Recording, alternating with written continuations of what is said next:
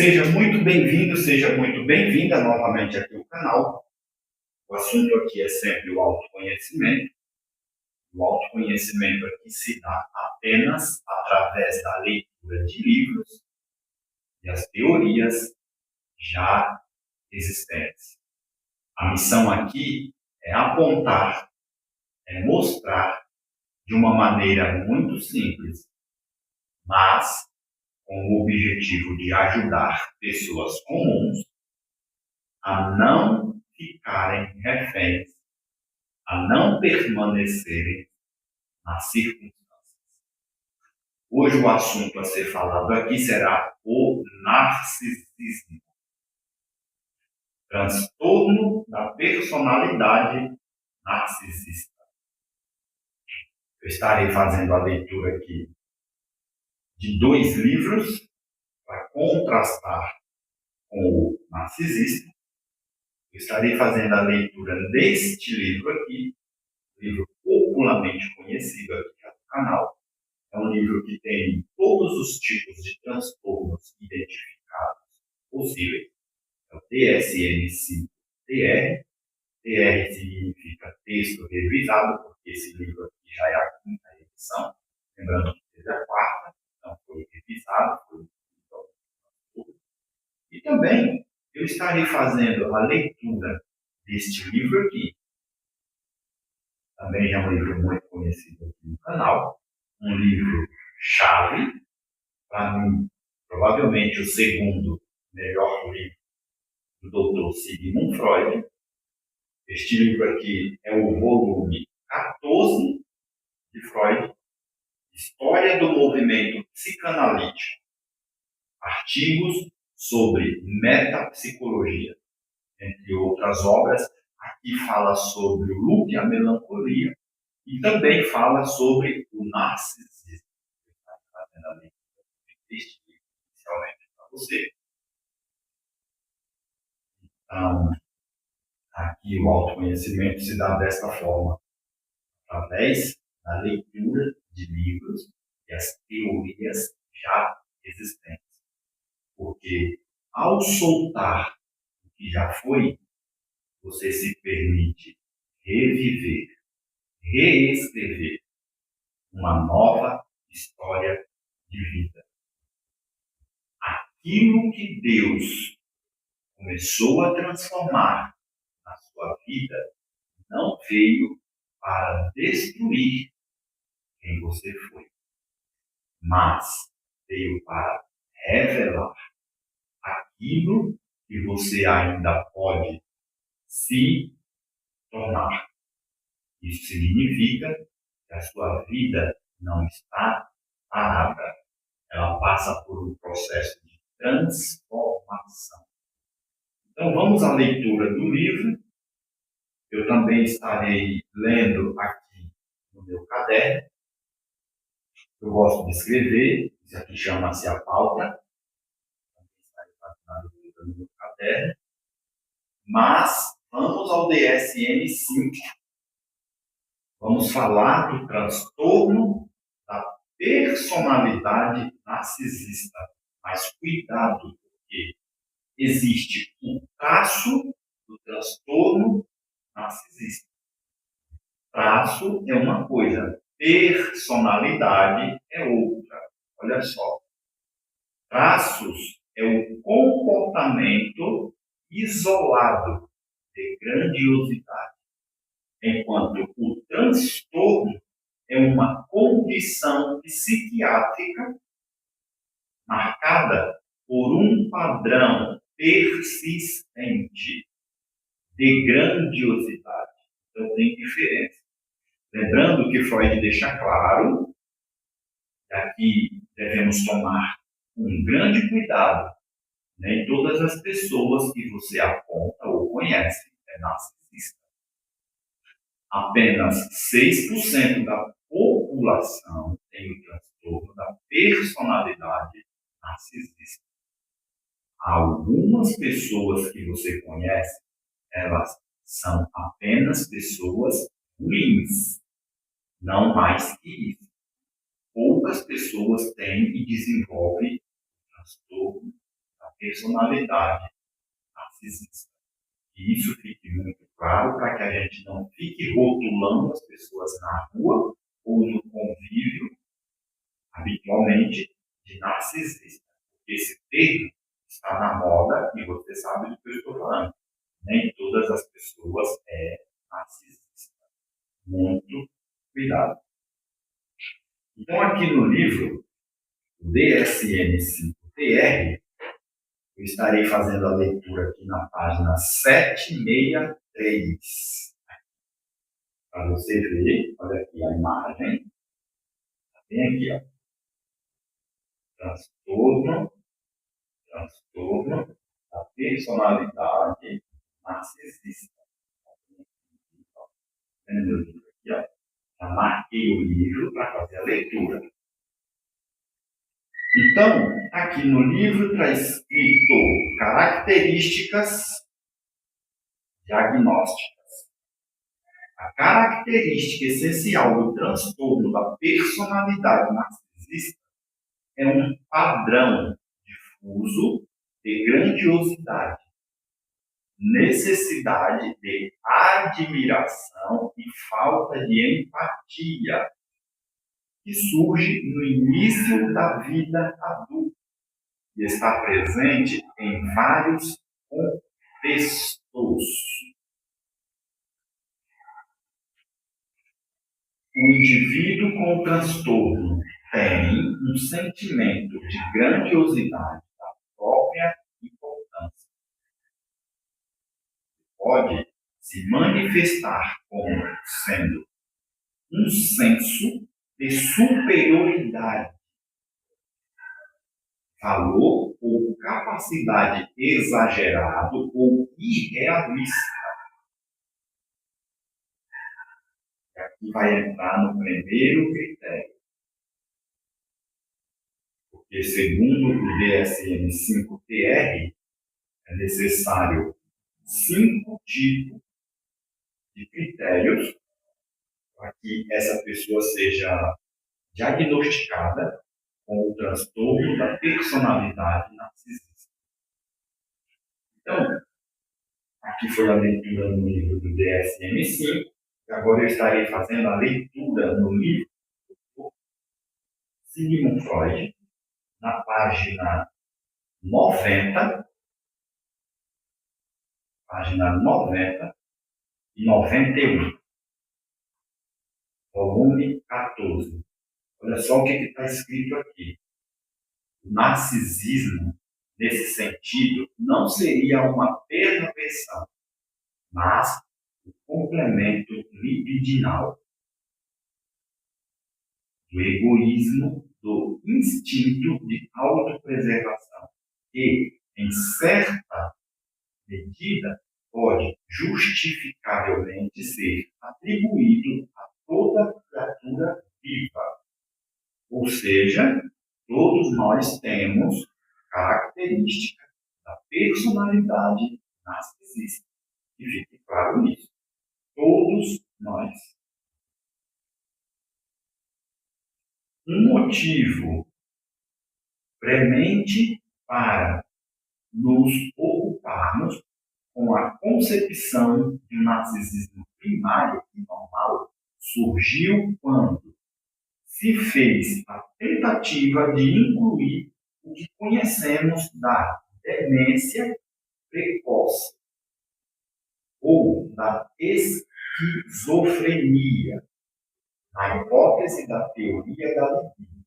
Esse tipo de pacientes que eu propus fossem denominados de parafrênicos.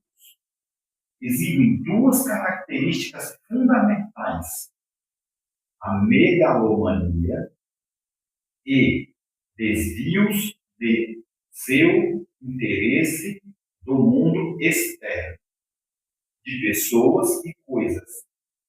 Em consequência da segunda modificação, tornam-se inacessíveis à influência da psicanálise e não podem ser curados por nossos esforços.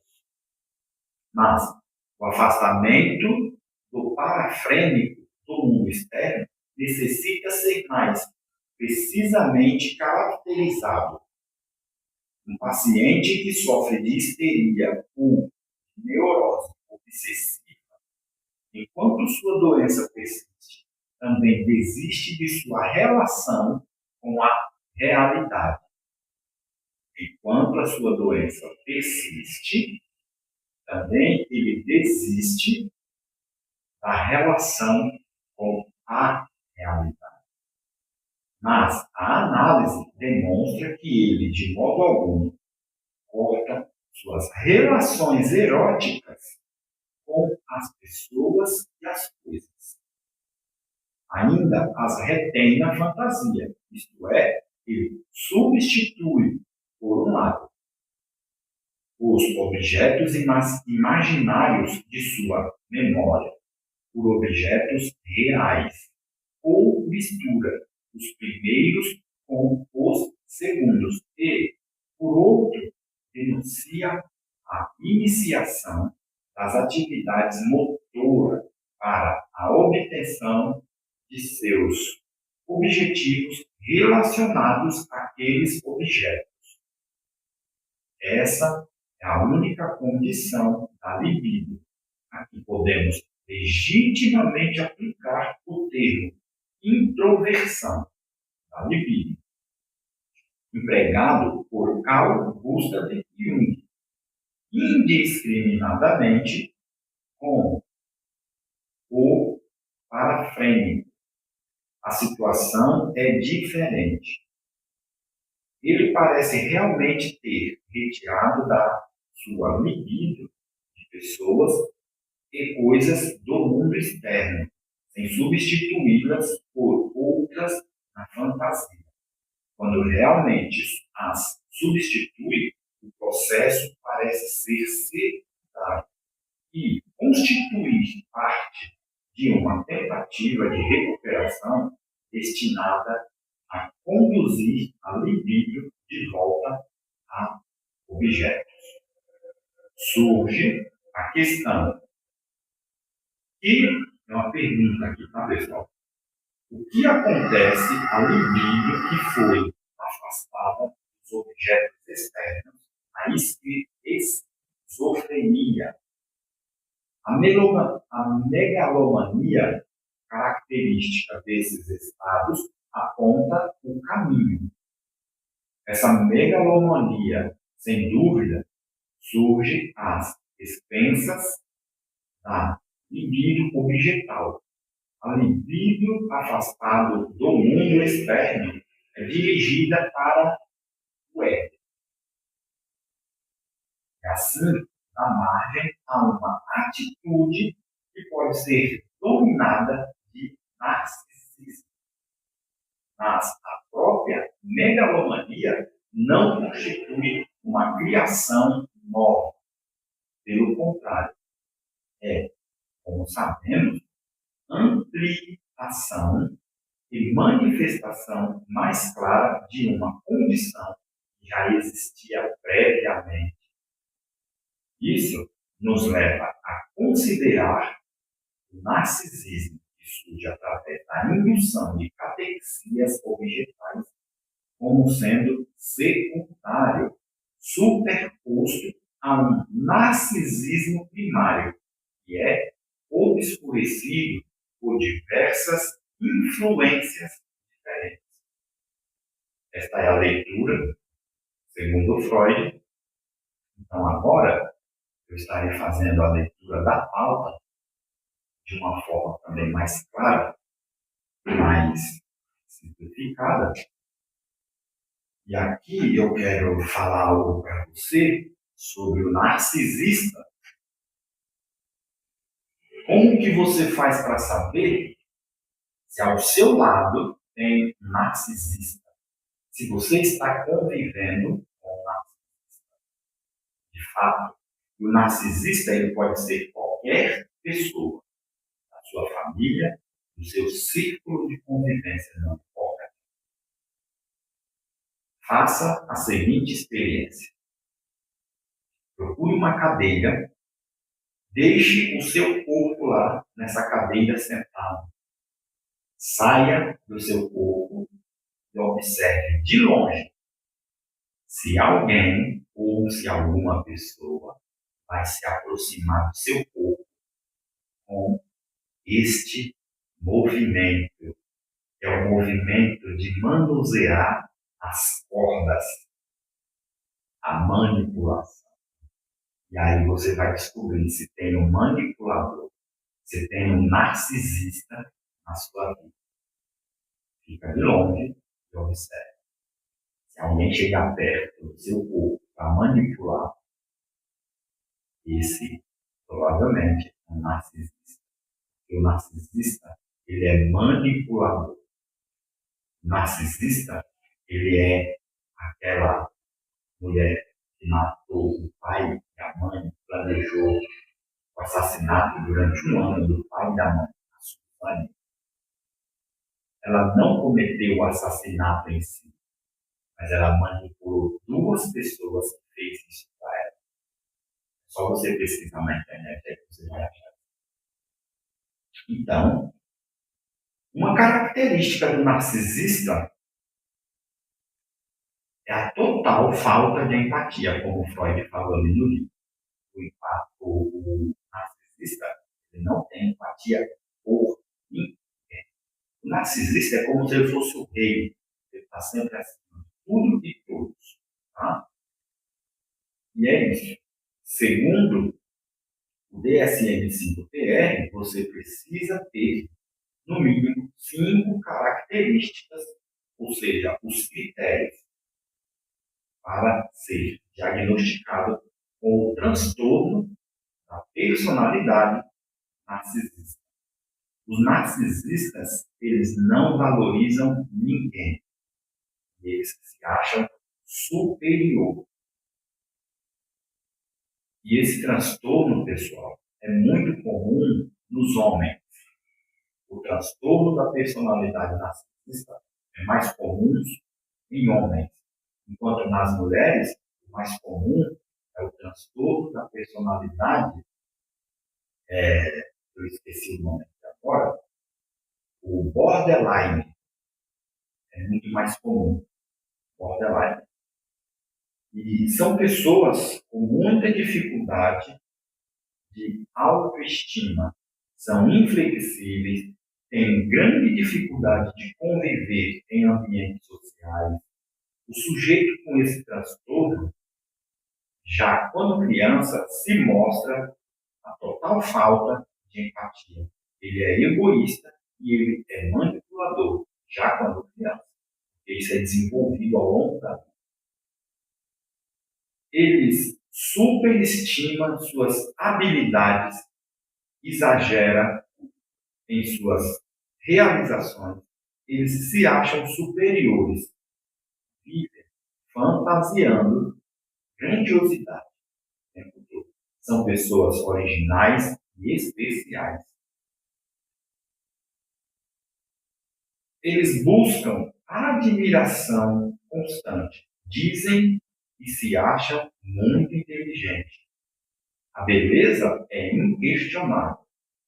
O seu prestígio não tem quem faça ele duvidar de suas qualidades. Eles sentem que só devem se relacionar com pessoas talentosas, especiais, quanto a eles mesmos. Esses são narcisistas. Eles se sentem muito especiais o tempo todo. Buscam relações com pessoas extraordinárias. Tudo para melhorar e suportar a sua autoestima.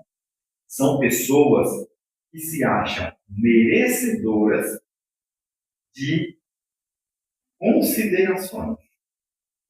São sensíveis e não suportam críticas. Detestam a ideia de fracasso e estão sempre além das demais pessoas. O narcisista, ele detesta fracasso. São pessoas raivosas, sentem desprezo pelas pessoas, eles evitam situações onde eles vão falhar, porque afinal, o narcisista, ele é superior, ele não vai se colocar em lugares e ambientes aonde ele vai parecer estar abaixo dos outros indivíduos. E primeiro critério, segundo o DSM-5-TR, olha só, está escrito aqui, não? Eu tenho um sentimento grandioso da própria importância, senso de superioridade, valor, capacidade exagerada ou irrealista.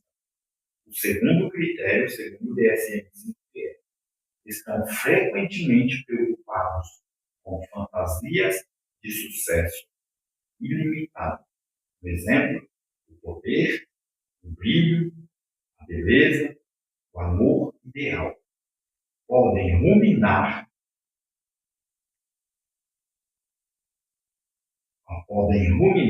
acerca de admiração e privilégio. O terceiro critério, segundo o DSM-5-TR, podem se sentir surpresas ou até mesmo desoladas quando o reconhecimento que esperam e sentem e merecem dos outros não ocorre. Quarto critério. Sua autoestima é quase invariavelmente muito frágil. E sua luta com graves dúvidas internas, autocríticas e vazio resulta em sua necessidade de buscar ativamente a admiração dos outros. Ou seja, o narcisista ele vive buscando por validação exterior, porque ele reconhece e sabe que dentro dele só há um vazio. O quinto critério, esperam ser servidos e ficam atônitos ou furiosos quando isso não acontece. Por exemplo, pode supor que não precisam aguardar em filas, se consideram pessoas especiais, e que suas prioridades são tão importantes que outros farão uma deferência a eles. O narcisista é bem complicado, né? Uma outra característica do narcisista, o indivíduo com o transtorno da personalidade narcisista, é a mentira deliberada. Você já percebeu que o narcisista ele mente demais? Preste atenção que você vai ver a mentira do narcisista. As relações são todas comprometidas. O profissional também possui negatividade. São pessoas que têm muita dificuldade com viver no ambiente de trabalho. Nos relacionamentos, tem dificuldade pela crença do outro. Então, ele hostiliza as pessoas somente pelo fato de as pessoas ter uma crença ou uma crença diferente da dele. O narcisista vai menosprezar todas as pessoas, pois ele é superior. Ele despreza as conquistas das outras pessoas. Quando você conquista algo, para ele é indiferente. Isso não tem valor. Não tem empatia com ninguém. O narcisista não tem empatia. Cognitiva, não tem empatia emocional e também não tem a empatia somática. O narcisista não encerra ciclos, tá? Ele simplesmente abandona e vai embora. Ele não encerra ciclos. O narcisista no ambiente profissional gera aborrecimento, com várias consequências.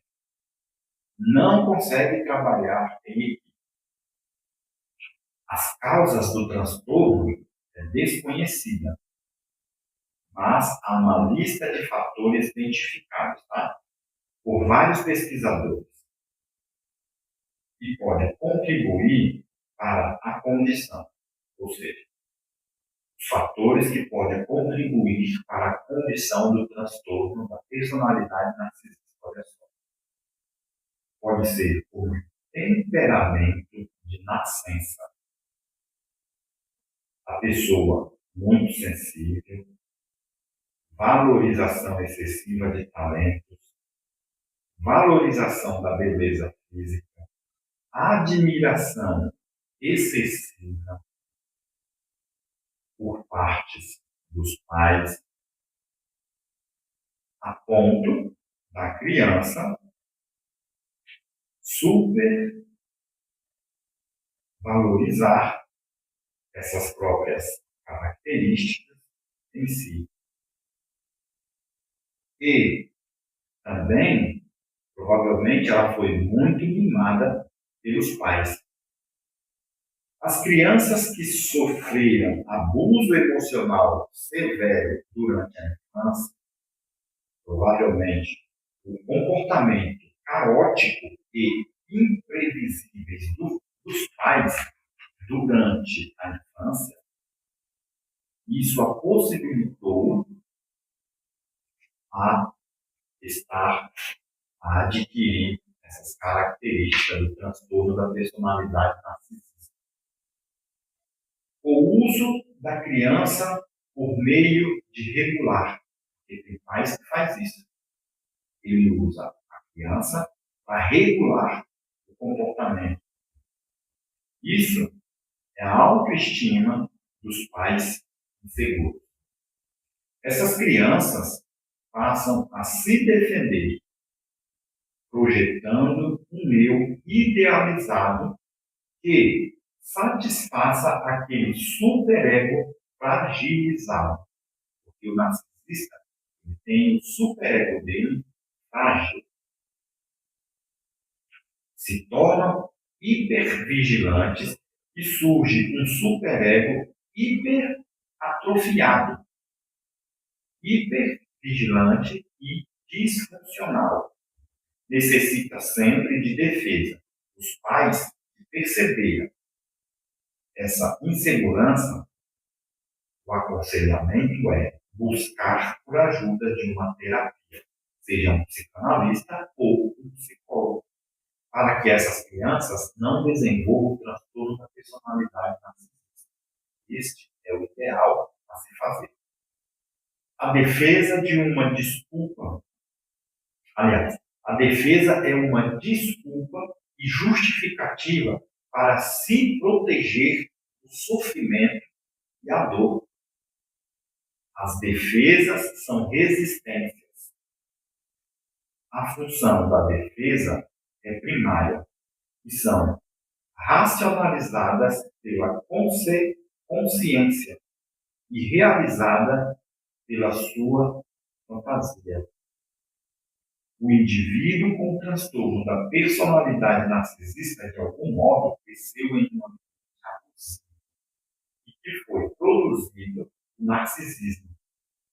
Ele tem uma tendência a se preocupar obsessivamente com a maneira com que os outros o enxergam e também com os aspectos que possa influir na sua percepção e imagem. Olha que curiosidade. Tem uma tendência a se preocupar obsessivamente com a maneira com que os outros o enxergam. E também com os aspectos que possa influir na sua percepção e imagem. Um exemplo é poder, prestígio e a vaidade. E o narcisista ele jamais vai aceitar ser influenciado por outras pessoas, porque ele é a influência da pessoa. O narcisista, ele tem a certeza absoluta que ele é superior aos outros, faz uso de uma máscara. O narcisista, ele só usa máscara, não se apresenta de forma clara, limpa e objetiva. Pessoas que não são narcisistas, o superego funciona como um limitador do valor moral e da ética. Ou seja, a pessoa que não é narcisista, o superego dela vai atuar como um limitador relacionado ao valor moral e à ética. Já o narcisista não. O narcisista não tem ética. O narcisista ele não tem moral. E o narcisista ele não usa consciência. As outras não faz parte do seu mundo. As outras pessoas. Dentro dele, ele sabe que tem desvalorização. A construção de um falso ego. O narcisista, no fundo, ele se odeia. O indivíduo com transtorno da personalidade narcisista, olha que curioso, entre 45 e 55 anos de idade, ele começa a desenvolver doenças e distúrbios. Por exemplo, o transtorno depressivo e a ansiedade. Pelo simples fato emotivo de que ele não consegue mais manipular as pessoas. E na sequência, ele se sente mal. Porque ele vai ter que olhar, ele vai ter que lidar com a figura, com aquilo que ele criou de si mesmo. O narcisista tem uma tendência a nunca considerar o outro. O outro é um suprimento das necessidades dele. O narcisista projeta demais para compensar sentimentos de baixa autoestima que ela tem. O falso eu, que permanece no inconsciente. O indivíduo com transtorno pode exibir uma mistura do erótico, características histriônicas, um comportamento erótico, exibicionismo e compensador. O narcisista, ele é passivo-agressivo. E aqui, você precisa tomar muito cuidado, porque o passivo-agressivo, ele engana muitas pessoas. Aquela pessoa boazinha faz tudo, quando no fundo ele está te enganando. Ou seja, é o passivo, mas que no fundo ele é agressivo. Tá? Eles possuem traços antissocial, são manipuladores, charlatão, explorador e nunca buscam por ajuda. Quando você percebe a maldade do narcisista, você começa a se proteger. O narcisista, ele busca destruir a autoestima das outras pessoas. Aqui, agora, para finalizar o vídeo, vem a famosa frase do Dr. Sigmund Freud. Enquanto a dor de não estar vivendo for maior que o medo da mudança, aí a pessoa muda. Enquanto a dor de não estar vivendo for maior que o medo da mudança, aí a pessoa muda. Cuidado, muito cuidado. Olha só, vou te dar uma dica. Caminhar com um narcisista pode te custar muitos anos da sua vida. Toda perda passa pelas etapas do luto, porque toda perda gera um luto. E quando você identifica e você convive com um narcisista, você vai tomar um choque e só será feliz quem verdadeiramente se aceitar. A mensagem hoje foi sobre o transtorno da personalidade narcisista. Veja e reveja esse vídeo para que você venha entender. Preste atenção e observe quem são as pessoas que estão tentando te manipular, te colocar sempre abaixo daquilo que você verdadeiramente não é. Aprenda a identificar o narcisista.